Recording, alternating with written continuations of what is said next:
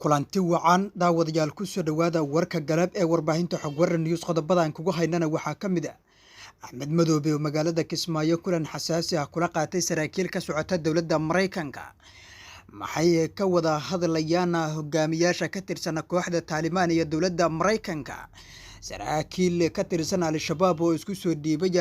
dowladda federaalka Soomaaliya wararkii ugu dambeeyay tahriibayaal tiro badan oo lagu laayay xabsi ku yaala dalka Liibiya wararkan iyo kuwa kale ayaa daawadayaal kugu soo gudbin doona warka galab ee warbaahinta Xogwaran News fadlan daawadayaal markii kugu horeyso soo booqataan page-ka iyo channel-ka warbaahinta Xogwaran News like iyo subscribe nasara si aad ula socotaan wararka iyo barnaamijyada xiisaha leh halkan aan soo gelin madaxweynaha maamulka Jubbaland Axmed Maxamed Islaam Axmed Madoobe ayaa kulan xasaasi ah waxa madaxtooyada maamulka Jubbaland ee magaalada Kismaayo kula qaatay saraakiil ka socota dowladda Mareykanka dowlad goboleedka Jubbaland Axmed Madoobe ayaa maantay qasriga madaxtooyada magaalada Kismaayo waxa uu ku qaabilay wafdi saraakiil oo ka socday Mareykanka isla markaana waxa ay gaareen magaalada Kismaayo ee gobolka Jubbada Hoose Axmed Madoobe iyo saraakiishan ayaa waxa ay kulamo ka yeesheen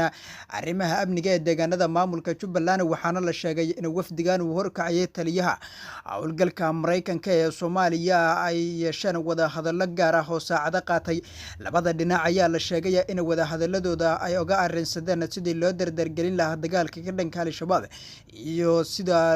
lagu sheegay qoraal ka soo baxay madaxtooyada maamulka Jubbaland sidoo kale waxaa la sheegay in kulanku intii uu socday lagu soo hadal qaaday xoojinta taageerada dowladda Mareykanka ay Soomaaliya gaar ahaan dhinaca ciidamada kulankan ayaa waxa lagaga hadlay sidii loo dardargelin lahaa dagaalka ka dhanka Al-Shabaab iyo taageerada ciidamada Mareykanka ee Soomaaliya ayaa lagu yiri qoraalkan taliyaha howlgalka Mareykanka ee Soomaaliya oo madasha ka hadlaya ayaa waxa uu ballan qaadaya in ay si dhow wala shaqeyn doonaan dowladda Mareykanka dowladda federaalka Soomaaliya iyo maamulka Jubbaland isla markaana sare loo qaadayo howlaha muhiimka ee Mareykanka uu ka taageero Soomaaliya Mareykanka ayaa la sheegayaa in uu qayb weyn ka dagaalada ka socda Soomaaliya wuxuuna duqeymo dhanka cirka ah ka fuliyaa deegaano badan oo ka tirsan gobolada Jubbooyinka iyo bartamaha Soomaaliya wali waxaad nagala socotaan warbaahinta Xogwaran News saraakiil sare oo Mareykan ah ayaa la sheegay in wada hadal toos ah ay la yeelanayaan maalinta Sabtida ah wakiilo ka socda ururka Taliban ee dhawaan afgambiga kula wareegay wadanka Afghanistan waxaa la sheegay dowladda Mareykanka tan iyo markii ciidamadeeda ay kala baxday magaalada Kabul ee caasimadda wadanka Afghanistan inay dib u soo ragaal celisay wada hadallo ay la yeelanayso kooxdan oo gacanta ku haysa hoggaanka sare ee wadanka Afghanistan saraakiil ka tirsan waaxda dibadda Mareykanka ayaa shaaca ka qaaday in Mareykanku maanta oo Sabti ah iyo bari oo Axada uu kulamo gooni ah magaalada Dooxa ee caasimadda dalka Qatar kula qaadan doonaan wakiilo sarsare oo ka tirsan kooxda Taliban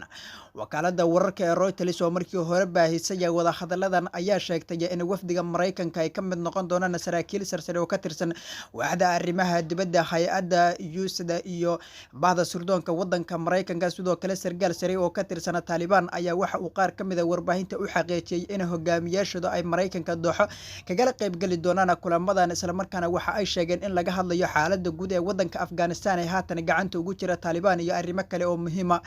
sidoo kale Taliban ayaa sheegtay inay soo dhaweynayso wada hadalada Mareykanka tan iyo markii ay isaga baxeen gudaha wadanka Afghanistan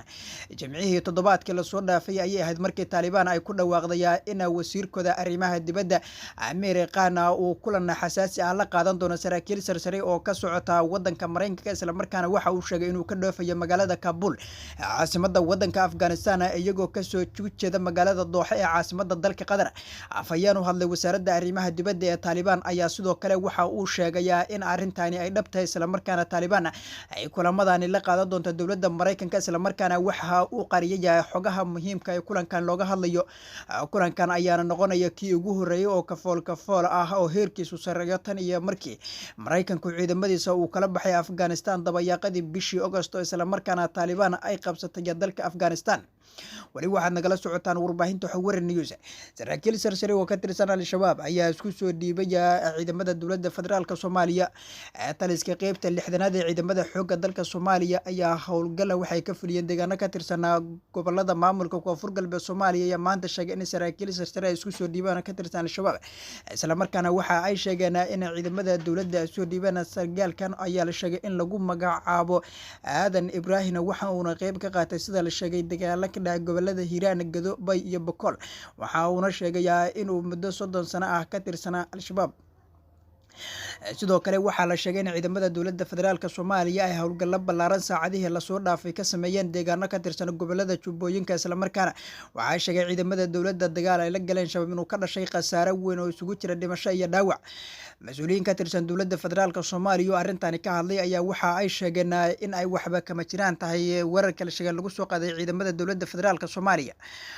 weli waxaad nagala socotaan warbaahinta Xogwaran News faahfaahin dheeraad ah ayaa laga helayaa khasaare ka dhashay rasaas lagu furay dad tahriibayaal ah oo ku jiray xero ku taala gudaha wadanka Liibiya waxaana ka dhashay arintaasi khasaare kala duwan oo isugu jira dhimasho iyo dhaawac muhaajiriinta la rasaasay ayaa la sheegay inay ka soo jeedaan dalal kala duwan waxaana la sheegay in ay isku dayayaan in ay ka baxsadaan xerada lagu rasaasay taasi oo keentay in qaar kamid ah tahriibayaasha halkaasi ay ku dhintaan kuwa kalena ay ku dhaawacmeen inta la xaqiijiyay waxa khasaarahaasi ku dhintay ugu yaraan 6 kamid ah tahriibayaasha halka tira intaasi ka badan ay ku dhaawacmeen wararka qaar ee heshay warbaahinta Xogwaran News ayaa waxa ay sheegayaan in qaar kale oo kamid ah tahriibayaasha isku dayayaan in ay ka baxsadaan in aan dib loogu celin xeryahooda isla markaana dalalkoodii ay ka yimaadeen la doonayo in dib loogu celiyo sargaal ka tirsan qaramada midoobay oo ka hadlay dhacdadaasi ayaa waxa uu shaaca ka qaaday in haatan ay wadaan baaritaano kala duwan oo ku aadan dalalka ay ka soo jeedaan muhaajiriinta dhintay iyo kuwa dhaawacmay intaba sidoo kale waxa uu intaas ku daray in si dhaqsi ah ula socon doonaan xaaladaha ka soo koray Liibiya isla markaana waxa uu sheegay in la tacaalayo dadkani dhaawacyadooda isla markaana la daryeeli doono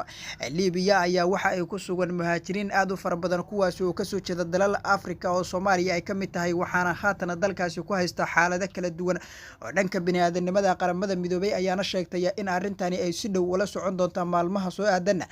ay shaacin doonto dhibaatooyinka ka dhashay arintani guud ahaan daawadayaal warkaad kala socotaan warbaahinta Xogwaran News waa naga intaas fadlan daawadayaal haddii markiin kugu horreysay soo booqataan page-ka iyo channel-ka warbaahinta Xogwaran News like iyo subscribe inoo saar si aad ula socotaan wararka iyo barnaamijyada